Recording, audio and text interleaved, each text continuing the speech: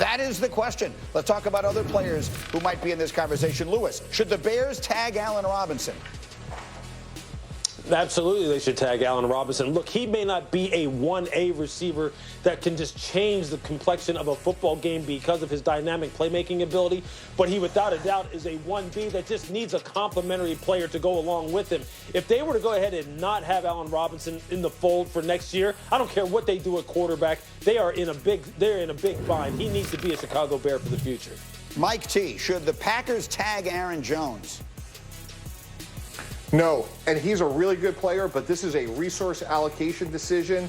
A.J. Dillon has to be your running back moving forward, and then there's less expensive alternatives as backups, maybe re-signing Jamal Williams or Mike Davis from Carolina. So Jones is a great player, but we can't afford to pay him in Green Bay.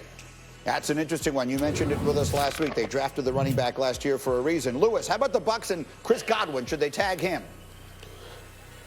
You know what? I originally said yeah that they should, but the more I think about it from a team-building perspective, I think they should try and, without a doubt, get him in the fold. But I would tag Shaq Barrett. I would make sure that Shaq does not get out of there because pass rush is very, very important.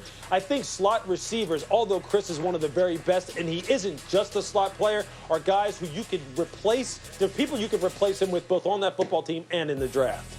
Well, look at that list. I mean, that is a remarkable list of decisions they have to make in Tampa right now. If you go down that list of players, if you were to add the name Tom Brady, you would say these are the people who just won them a Super Bowl. So they have to make all of these decisions as they work their way forward here. Jeff, what are we hearing about the likelihood here of who they only get to tag one person? Who is the likeliest one that they will assure themselves of keeping? Well, Chris Godwin, to everyone's point, makes the most sense in a lot of ways from the standpoint that this is the guy that he hasn't gotten paid yet. He's going to look for that big dollar contract. Whether he can get that done now, he could definitely get it done elsewhere. Whether he can get it done with the Bucs is basically their decision on whether they franchise. Shaq Barrett, though, to Lewis's point, makes the most sense from the positional standpoint. The downside there is, though, because he was tagged last year, it's a 20% bump on top of that. So it's really going to come down to Jason Light putting a priority on how he can replace those guys if he potentially loses them. I think they'll ultimately tag Chris Godwin. Chris Godwin, who is a 24-year-old receiver, so he hasn't made the huge money out there yet, and he is one who people will be throwing money at. But, Mike, we all just sat here and watched the Buccaneers win a Super Bowl primarily because that defense was so good. So as you're making these decisions, are you prioritizing the defense?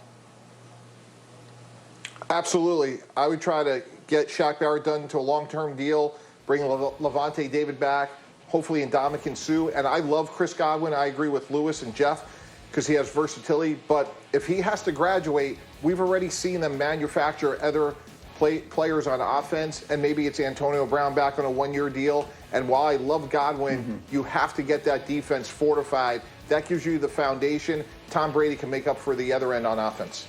You know, Lewis, it's an interesting question, and it's one that sort of goes throughout the league. But how are you valuing a wide receiver when you have a quarterback the stature of Tom Brady, who sometimes makes all sorts of players look like they're stars? You know, how significant is it to you to make sure you keep this one receiver?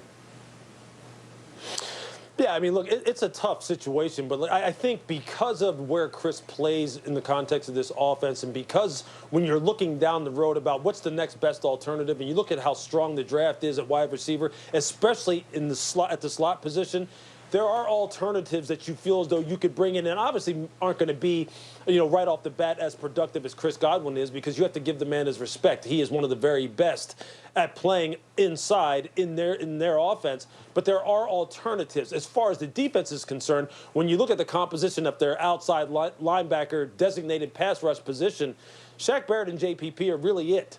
And JPP, as good as he is getting older. Shaq is right now in the prime of his career. You have to make it a priority to make sure that the side of the football and the position in particular that drove the bus in the Super Bowl in particular for us to win it, and that's not taking anything away from Tom Brady, is the position we have to take care of. It's the position that every team is trying to take care of. Guys who can hunt quarterbacks down and change the course of games by closing them out. Shaq Barrett is one of those people. You have to make sure he is in the fold.